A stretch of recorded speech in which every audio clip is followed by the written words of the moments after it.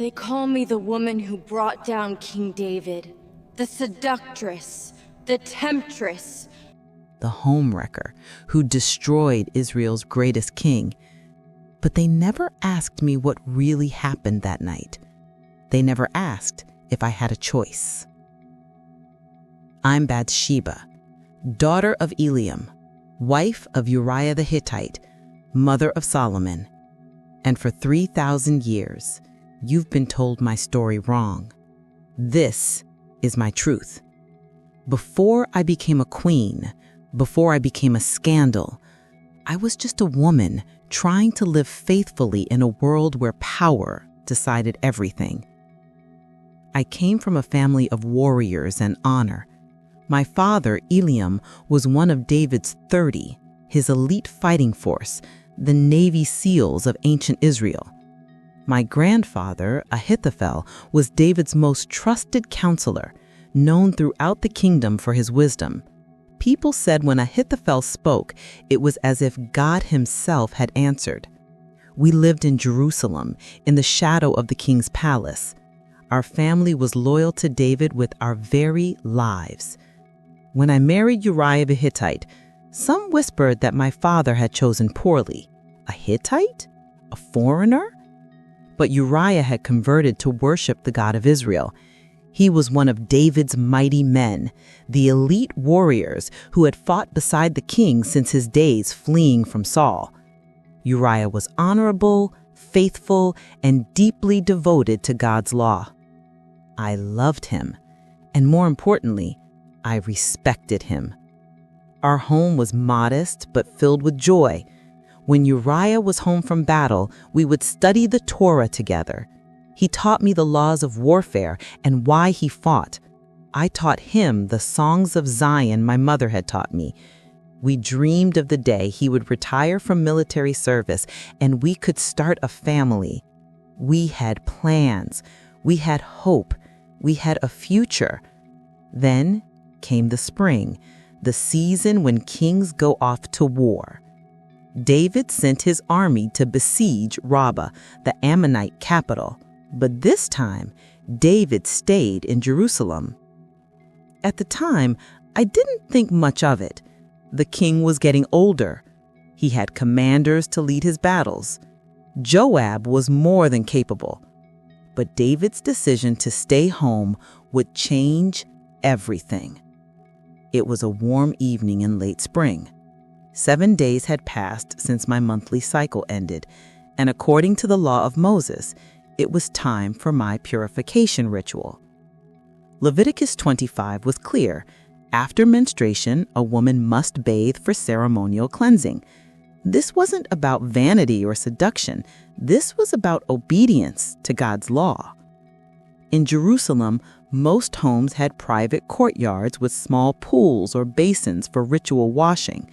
I had performed this ceremony countless times. I was alone, in my own home, in my own courtyard, following God's commands. The walls were high enough for privacy from the street. I never imagined that someone from the palace, someone with a higher vantage point, might be watching. I later learned what happened that night from the palace servants. King David couldn't sleep. While his army camped in open fields, besieging Rabbah, while my husband slept on the hard ground, David walked on his palace rooftop in the cool evening air. And he saw me. From his elevated position, he could see into courtyards throughout the city, and he saw me performing my purification. David didn't look away. He didn't respect my privacy. Instead, he sent servants to find out who I was. They came back with my identity: Bathsheba, daughter of Eliam, wife of Uriah the Hittite. He knew my father was one of his 30. He knew my husband was fighting his war. He knew I was married. But none of that mattered. David wanted what he wanted. When the knock came at my door, my heart stopped. Royal messengers. At night. The king summons you. 4 simple words that shattered my world. What could I do? In ancient Israel, refusing a royal summons was treason. Disobeying the king meant death, not just for me, but potentially for my family, my father, my grandfather, my husband's military brothers. Some asked why I went, why I didn't refuse, but that question reveals a misunderstanding of power in the ancient world. David was an absolute monarch. He had executed Saul's descendants. He had conquered entire nations. What power did I, the wife of a soldier, have against the king of Israel? I went because I had no choice.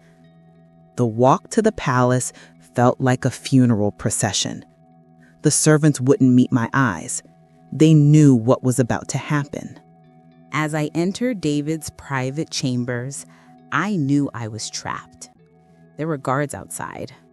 The king's authority was absolute, and I was utterly alone. The Hebrew text tells the truth that history has tried to hide. 2 Samuel 11:4 says David sent messengers to get her. David took her. David lay with her. I am the object of every verb, passive, powerless, silent. There is no conversation recorded, no seduction, no romance. Just a king taking what he wanted from a woman who was just one of his subjects. I couldn't shout. I had no say. My consent wasn't required. So that night, King David, the man after God's own heart, raped me. The servants escorted me home before dawn. I walked through the empty streets of Jerusalem, numb, violated, terrified.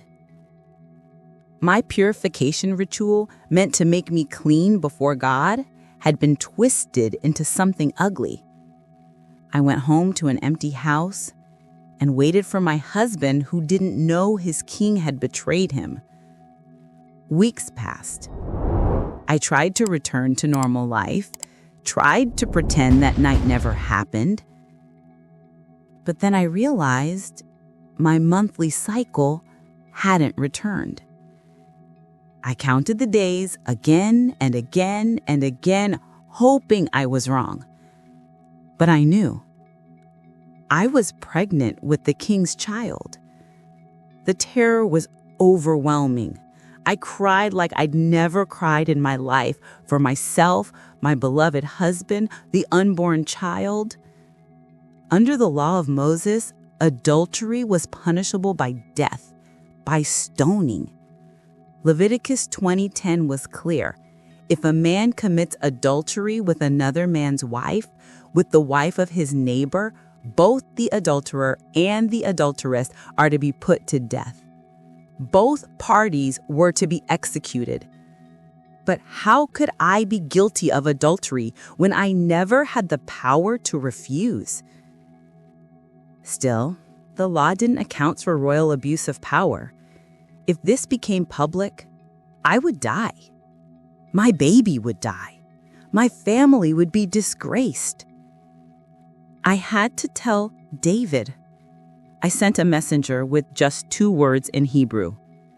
Hara Anochi. I am pregnant. No explanation needed. David would know exactly what this meant. His secret would soon become visible to everyone. And I waited to see what the king would do. Would he protect me? Or would he sacrifice me to save his reputation? David's response revealed his character. Instead of confessing his sin, he schemed to cover it up. He sent orders to Joab, "Send me Uriah the Hittite." Then I heard from one of the guards, my husband was coming home. At first I felt hope. Maybe I would see Uriah again.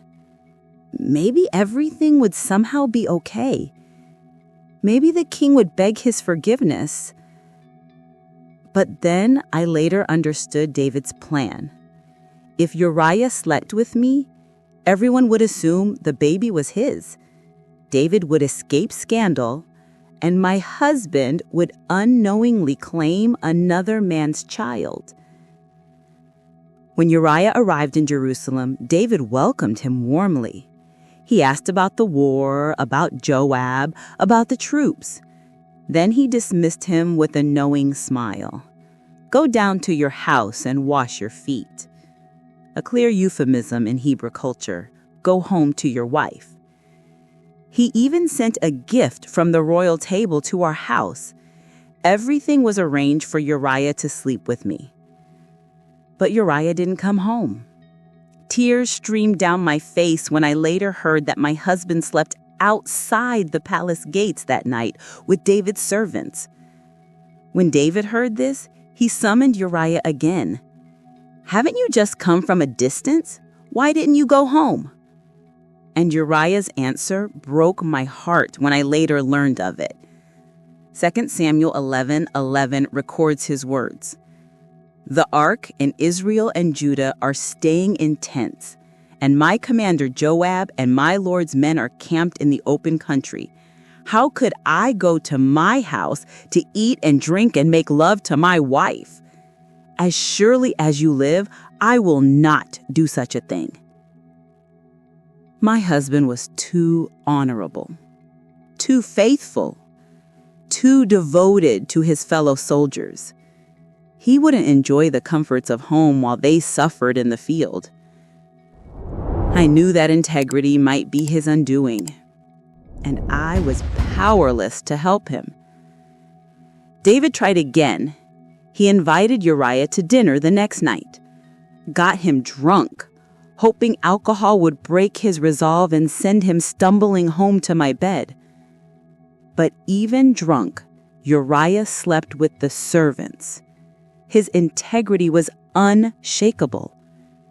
David's cover-up had failed, but never in my wildest dreams would I have imagined what would come next. On the third day, David sent Uriah back to the battle.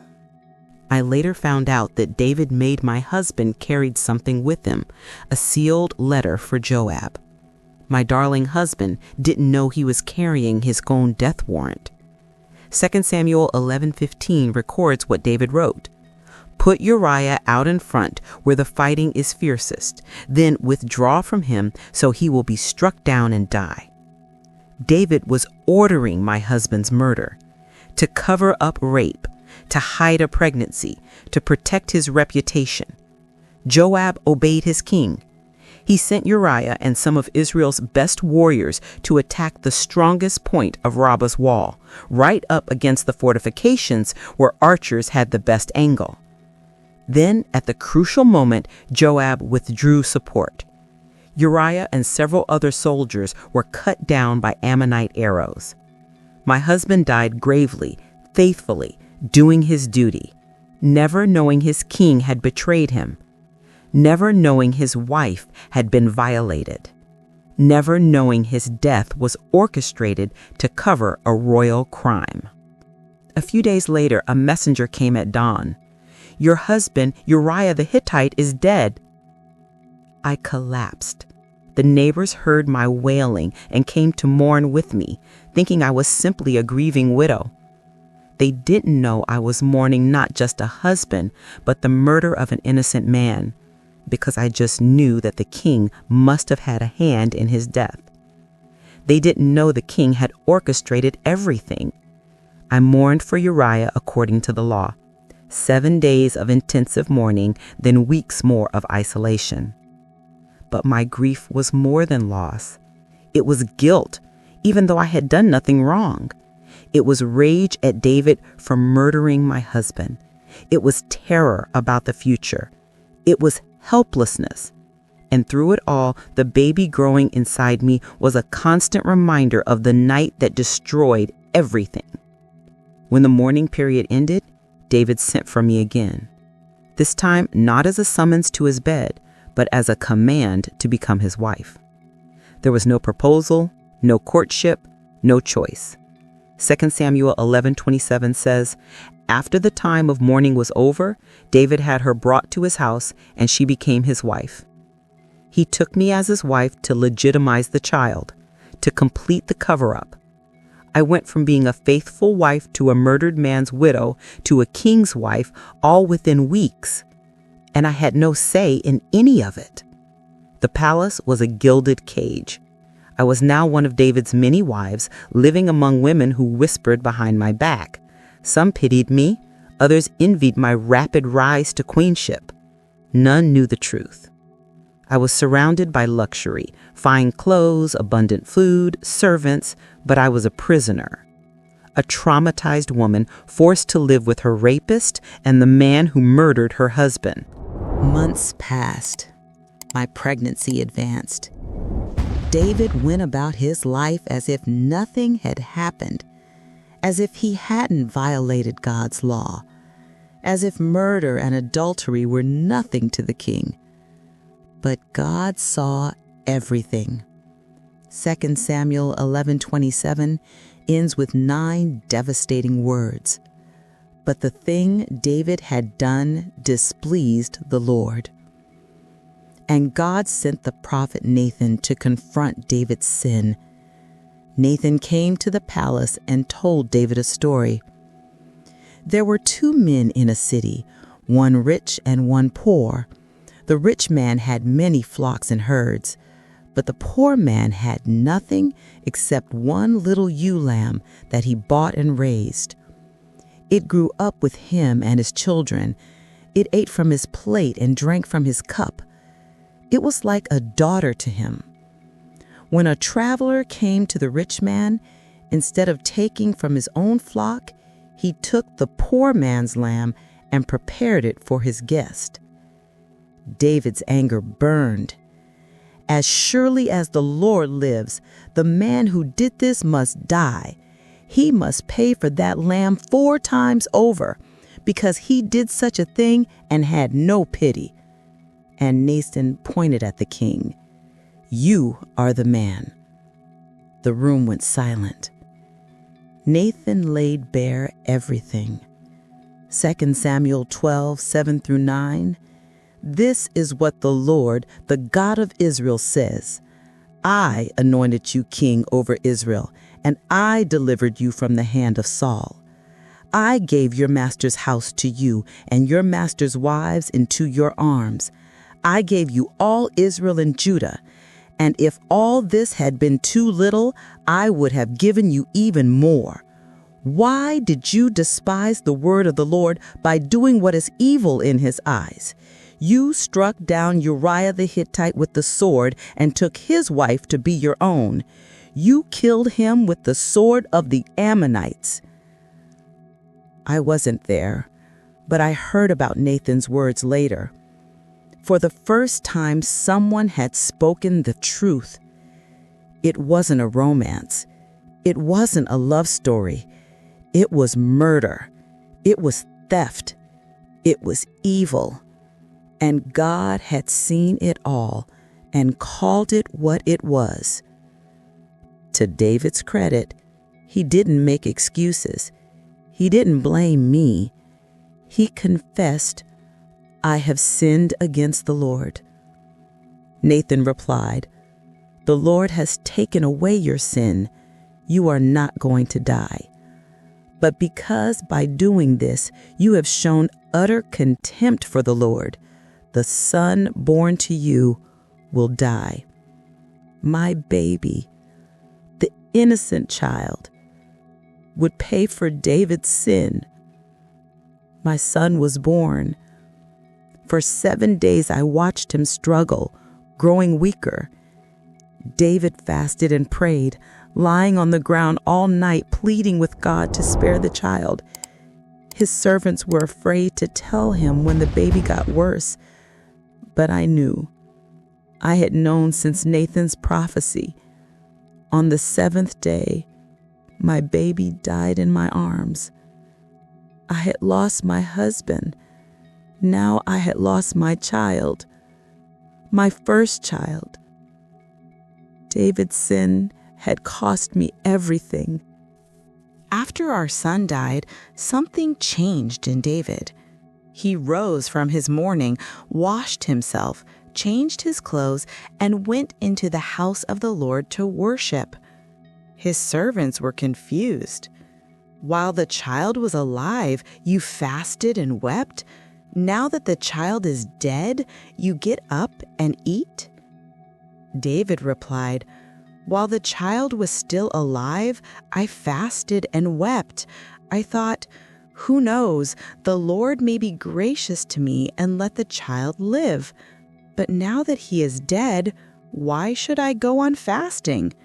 Can I bring him back again? I will go to him, but he will not return to me." Then he came to comfort me. For the first time, he actually saw me, saw my pain. For the first time, he treated me as a person, not an object. There was remorse and acceptance. And there was, perhaps for the very first time, genuine care between us. Then, God showed mercy. He gave us another son. We named him Solomon, Shalomo in Hebrew, meaning peace. And God loved him. The prophet Nathan came again, but this time with blessing.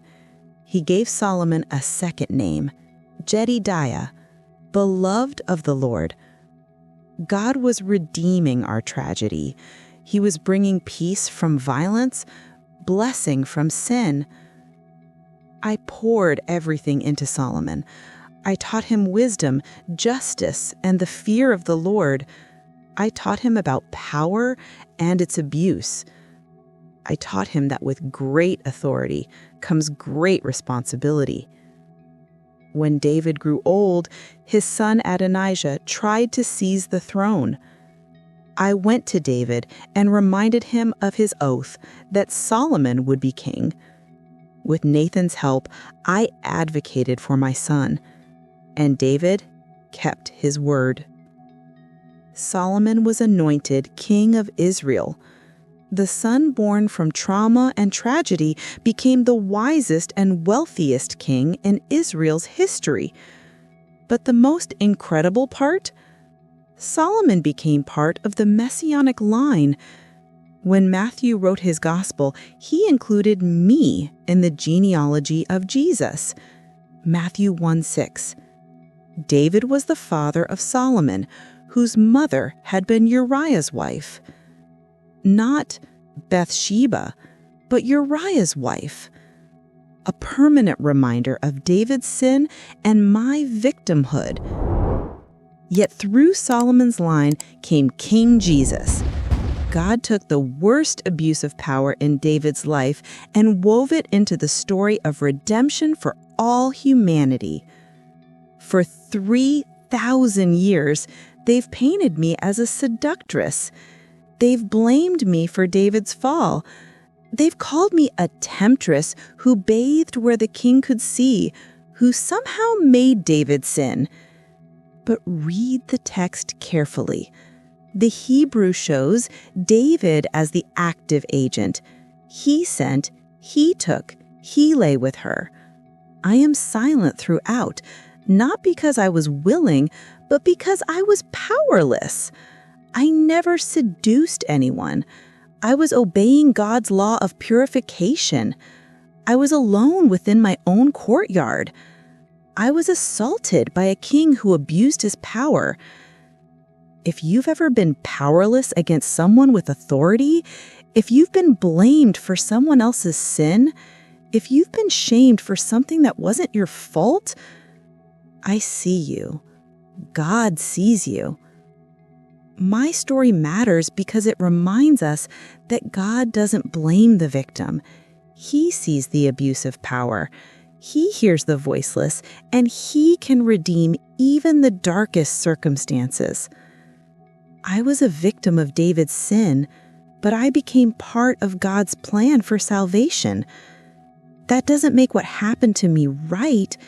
It doesn't excuse David's actions, but it shows that God can take the broken pieces of our lives and create something beautiful.